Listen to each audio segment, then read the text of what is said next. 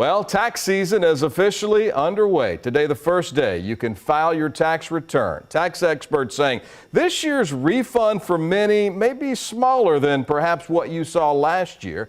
Vanessa McElrath is a certified public accountant and certified financial planner with ML&R Wealth Management here in Austin. Kind enough to join us for a few minutes to talk taxes. Good afternoon. Hi, good afternoon. Thanks for having me. Absolutely. It's our pleasure. Let's start with this. What are some of the reasons people might be seeing a bit of a smaller refund this year? Well, this year, the IRS, they've made a lot of changes because we're coming to the end of a lot of those pandemic-related benefits. And so we had some new benefits in years past, and now, those are kind of coming up. So that's going to leave folks with some smaller refunds. And probably one of the biggest is the child tax credit. So for parents of children under 19, they may be eligible for this credit. This year, it's going back to $2,000 per child. And last year, it was significantly higher. It ranged from $3,000 to $3,600, depending on the age of the child. And that was bumped up because of some pandemic-related relief. Is that the biggest pandemic-related tax change this year as opposed to what we saw last year, the child tax credit?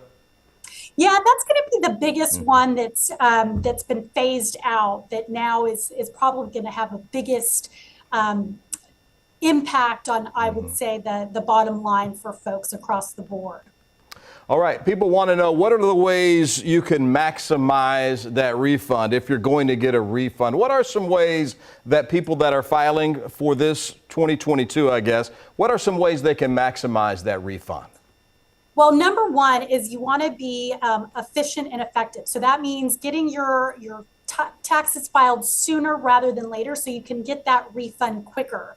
And I would just caution folks, because the IRS are still struggling with a huge backlog of returns to process.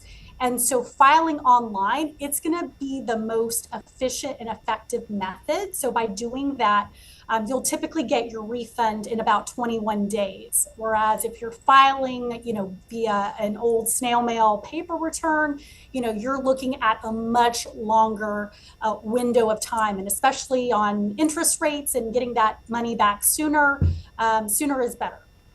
That was going to be my next question. So there is a benefit to getting on it now, getting it done early, and getting it in early.